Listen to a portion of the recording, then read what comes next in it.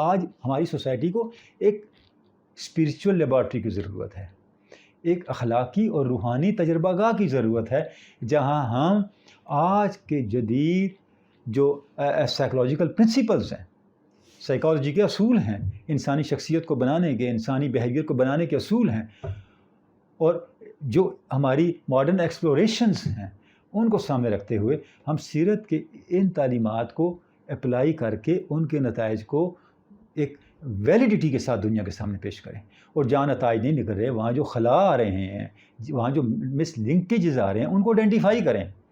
اور جو اسلام کی اخلاقی تعلیم ہے، یہ تو صوفیاء کرتے رہے ہیں ماضی میں، یعنی صوفیاء کی تعلیمات جیسے ہم پہلے عرض کر رہے ہیں وہ تاثیر دینے کی تعلیمات ہیں، اور لیبارٹری تاثیر دیتی ہے۔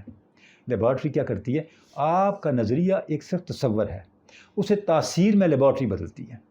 آپ کا خیال ہے کہ اگر اس طرح کا کیمیکل ہو تو صحیح بیماری ٹھیک ہو جائے گی، یہ آپ کا ایک کانسیپٹ ہے، لیکن جب آپ اس کو لیب میں لے کے جاتے ہیں، اس کو چیک کرتے ہیں، اس کو تجربے سے گزارتے ہیں، تو اب وہ ویلیڈیٹ ہو جاتا ہے۔ اب پتہ چلتا ہے کہ آپ کا جو آئیڈیا ہے وہ صرف ایک کانسیپٹ نہیں ہے، ایفیکٹ ہے، رزلٹ ہے۔ تو صوفیاء یہی کرتے رہے ہیں اخلاقیات کے ڈومین میں، انسانی شخصیت کے ڈومین میں۔ تو ہمیں آج اس طرح کی روحانی تجربہ گاہ کی ضرورت ہے، جسے کسی زمانے میں خانقاہ کہتے تھے، زاویہ کہتے تھے۔ تو یہ چونکہ سوسائٹی میں یہ نہیں رہے تو اخلاقی بحران پیدا ہو رہے ہیں۔